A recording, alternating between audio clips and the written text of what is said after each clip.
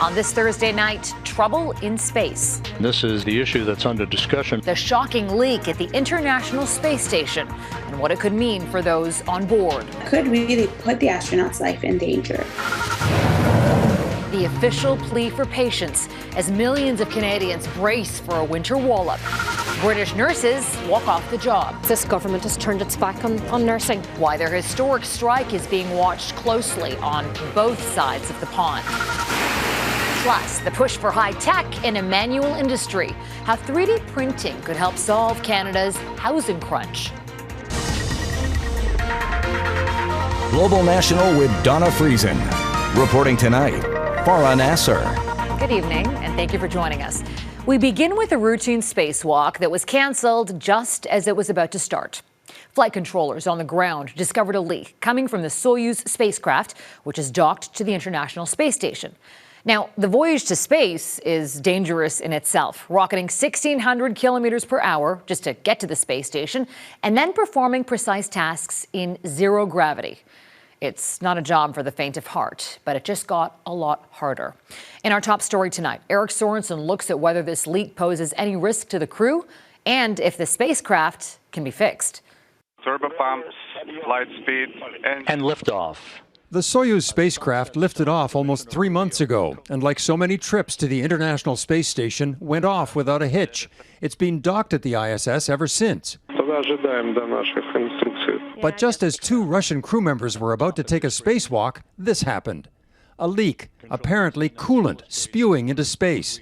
NASA was watching and talking to Russian mission control. The issue that's under discussion right now as to what may be causing this stream of particles that appears to be coming from the area of the instrumentation and propulsion module of the Soyuz MS-22. Canadian Chris Hadfield has flown on a Soyuz spacecraft and commanded the space station. He posted a blunt assessment. Serious coolant leak from the Russian Soyuz crew capsule docked at the space station. Not good.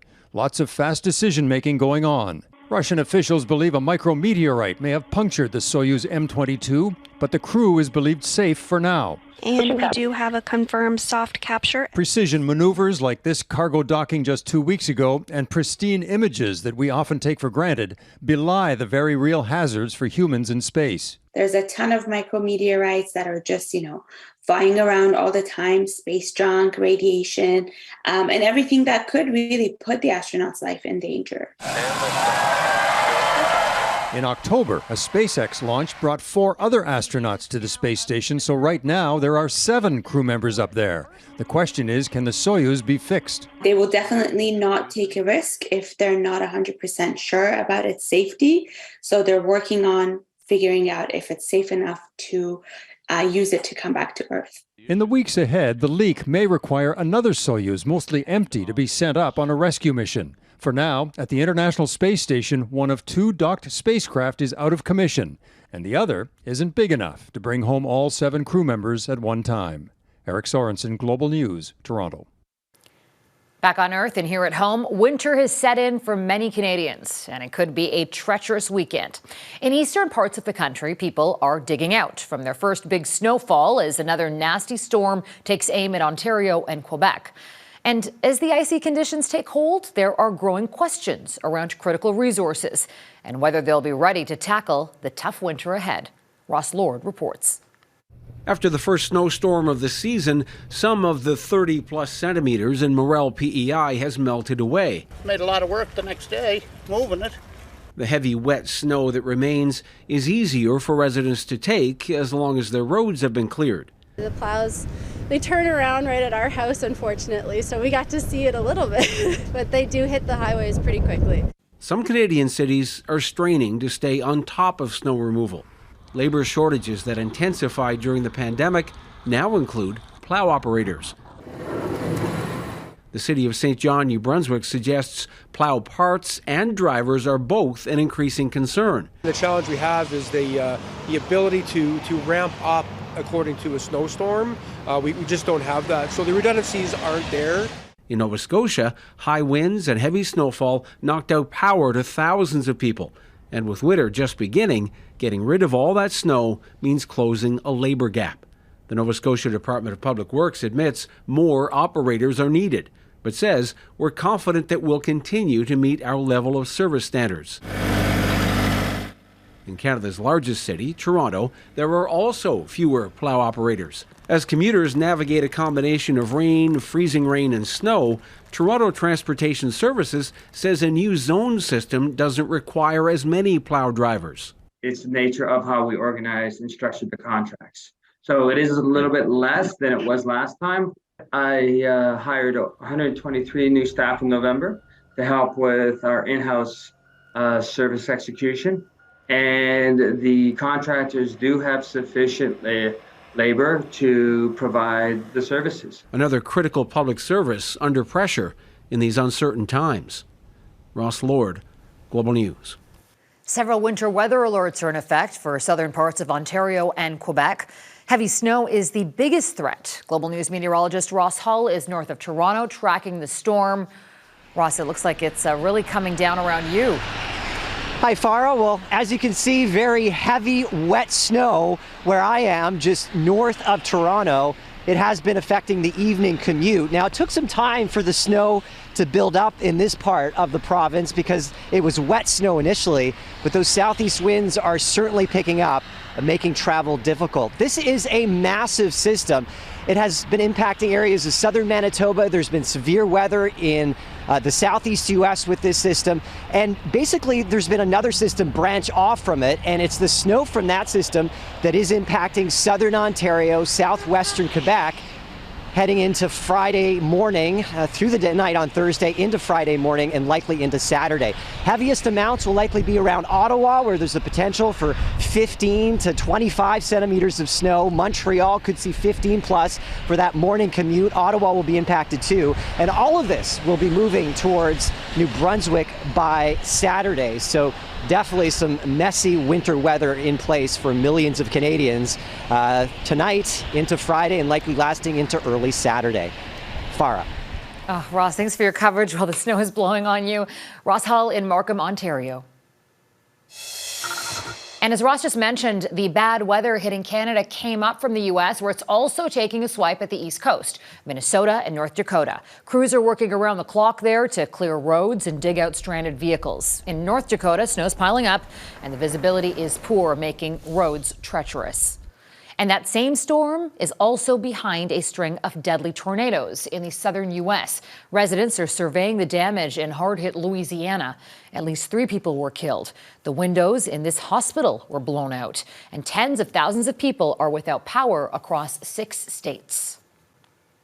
In Ottawa today, the federal government announced it will delay an expansion of medical assistance in dying laws. This comes after a string of experts raised concern that the proper safeguards aren't in place yet to expand the eligibility criteria. The chair of the provincial health minister says it's the right decision, as Ottawa hasn't done a good job in providing the necessary guidance. I want to assure Canadians that it isn't just the case that you can walk off the street and seek MAID if you're feeling depressed. Of course, it's the right decision to do as they've done.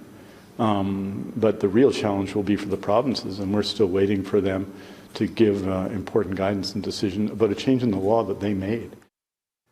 The Liberals are going to need to amend the legislation to extend the ban and will seek support from other parties when Parliament resumes in January. Alberta is pushing back against the federal government on regulating firearms in the province. Justice Minister Tyler Shandro says provincial Crown prosecutors will decide whether or not to pursue charges under the Federal Firearms Act in the new year. Well, they're trying to remove legal firearms ownership, and they're targeting Canadians who have lawfully obtained, purchased their firearms, rather than working on measures that would improve safety in our communities. The move reflects Alberta's concern over a federal ban on a range of firearms that was implemented in 2020. Shandro says the province does not consider it to be in the public interest to go after law-abiding owners of legally acquired banned weapons. The federal government will cover the cost of doing a feasibility study to search a Winnipeg landfill where the remains of 2 First Nations women are believed to be buried. Mark Miller, Canada's Crown Indigenous Relations Minister, says Ottawa will work with the Winnipeg Police and the province of Manitoba to make sure the coordinated approach is sensitive to the needs of the victims' families. It's a site that is full of a number of complexities, and we're glad to deploy the resources the federal government can, including financial resources, to help with what will be a feasibility study, and we'll set the stages for the next conversations that we'll have with the families foremost in the search for closure. Police are under increasing pressure to search the landfill, but have said a search would not be feasible. Police think the bodies of Morgan Harris and Mercedes Myron have been at the site since May, buried under at least 12 meters of densely compacted waste. The women are believed to be the victims of an alleged serial killer. A Quebec judge has ruled Canadian Pacific Railway is not liable in the Lac-Mégantic railway disaster that killed 47 people. The company has long maintained it bore no responsibility for the disaster because the train was not operated by CP employees or traveling on CP tracks.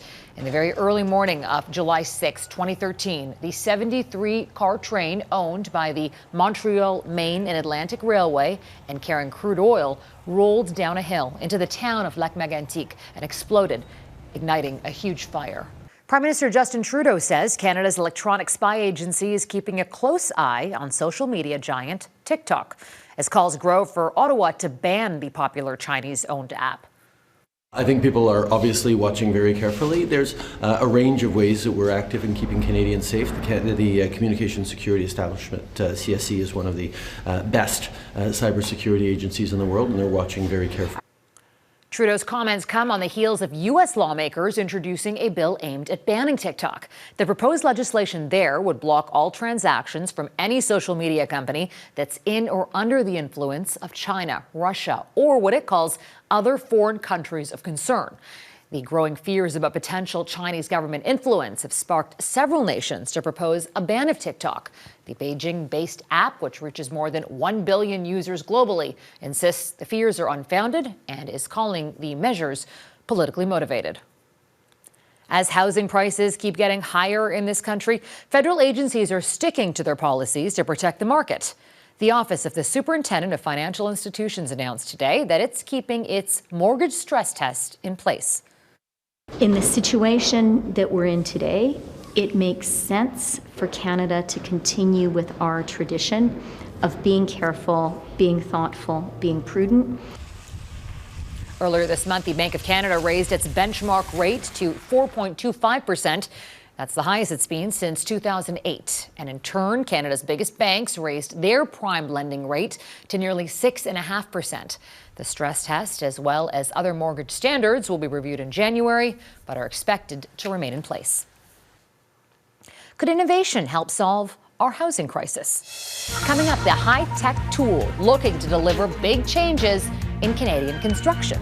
Plus, British nurses take to the streets as their labor fight escalates.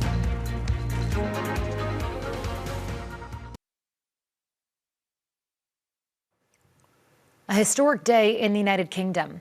Tens of thousands of nurses in England, Wales, and Northern Ireland walked off the job. The first such strike in more than 100 years. And it's happening at the busiest time of year for hospitals there. Nurses say they're burnt out from the pandemic and chronically underpaid. But as Europe Bureau Chief Goomansingh reports, it's not just in the UK, where healthcare heroes feel like they're still not getting the respect they deserve. Loud, emotional, and tired. Nurses in England, Wales, and Northern Ireland are putting it all out on the line. In A&E where I work, we regularly have people queuing out the door from 9 a.m. and it doesn't stop until after midnight because there's so much need and demand out there and we don't have enough resource or service to provide care for them all. Part of the issue, according to members of the Royal College of Nurses Union, is that people can't afford to be nurses. The job stress is immeasurable and wages haven't kept up with inflation. We're here because this government has turned its back on nursing. And when they turn their back on nursing, they've turned their back on patients and they've turned their back on the NHS. The union wants a 19% increase. The government offered 4.75. Inflation is more than double that, so nurses say they'll end up with nothing. Being out on the picket line is a bitter pill for nurses, especially these ones here at St. Thomas's Hospital. This is where former Prime Minister Boris Johnson was cared for after he contracted COVID-19. Back then, the government called nurses national heroes. Had some family come visit you. Rishi Sunak, the current Prime Minister, got an earful on the issue back in October. It's a pity you don't pay them all. Well, we are trying. No, you're not trying. You need to try harder. Right, I will take that away. Asking for a 19% pay rise, way above what most viewers themselves are receiving, is not affordable given the many other economic pressures that we face. Public support for nurses remains high, but the government hasn't budged. Workers everywhere, including Canada, are running out of steam. This demonstration linked to wages took place in Toronto on Monday. With COVID and other serious respiratory infections packing clinics and hospitals, many aren't sure they can keep going. But I do see the struggles and it is real. Another 12-hour walkout is planned for next week. Crystal Goomansingh, Global News, London. Food for thought ahead, why protecting biodiversity is critical to keeping your kitchen cabinets full.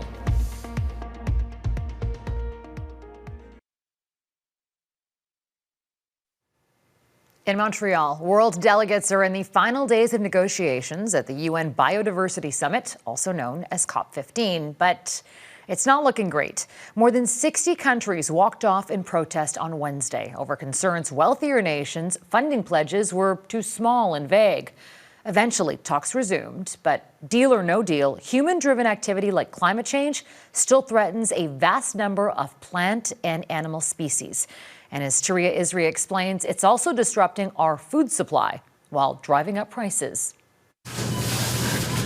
Inflation keeps spoiling dinner plans by leaving shoppers with fewer and fewer options. I went to buy some lamb lately, and it was $70 a kilo, and I just left it there. Food prices are climbing at the fastest rate in 4 decades. I had a dinner party on Saturday night, and it cost me probably double what it would have normally cost me. The line connects from the kitchen table to the negotiating table.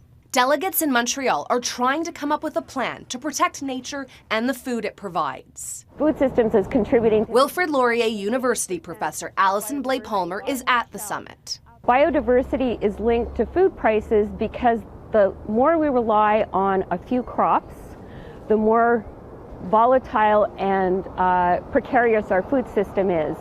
Take the insects that pollinate crops. Their numbers are dwindling, which costs the agriculture industry an estimated $577 billion a year.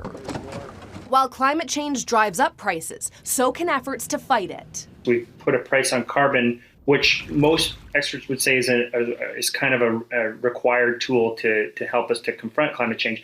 But it does have an inflationary impact on oil and gas, and agriculture is really dominated by it really is dependent on oil and gas.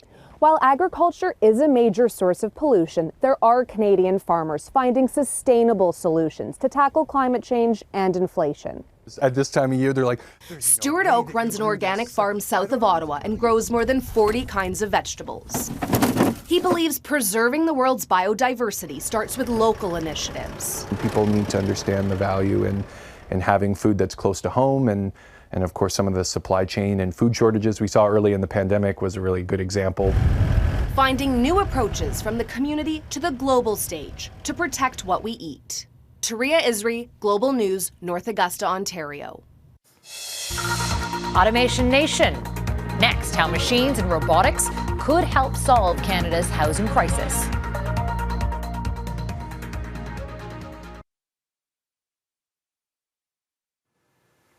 We rely on automation to solve a lot of things these days. Chores, work, even supply chains. So could it solve the housing crisis? The shortage of affordable housing in Canada is just getting worse, but innovations like 3D printing could be a way to build more homes quicker, easier, and even greener. In part 3 of our Automation Nation series, Anne Gaviola explores some potential construction solutions.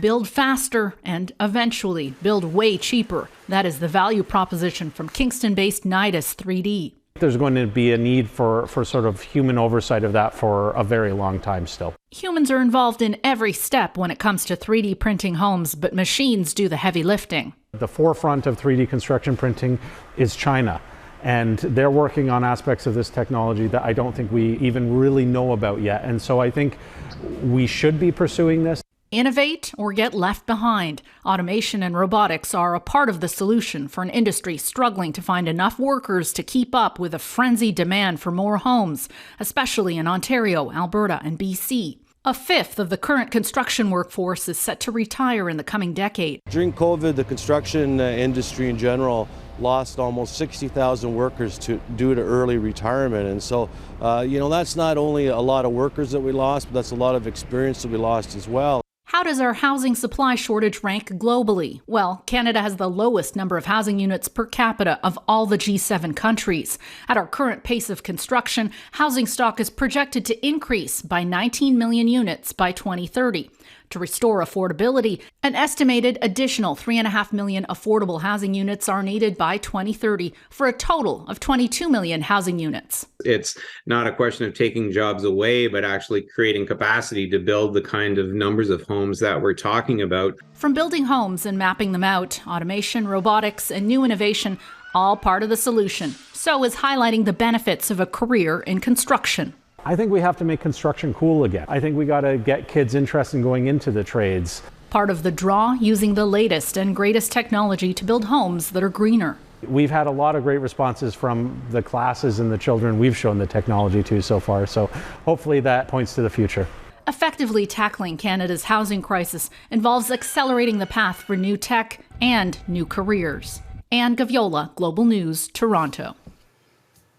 And that's Global National for this Thursday. I'm Farah Nasser. Tonight's Your Canada is the holiday lights of Ports de Grave, Newfoundland and Labrador. Thank you for watching. Hope to see you again here tomorrow. Good night.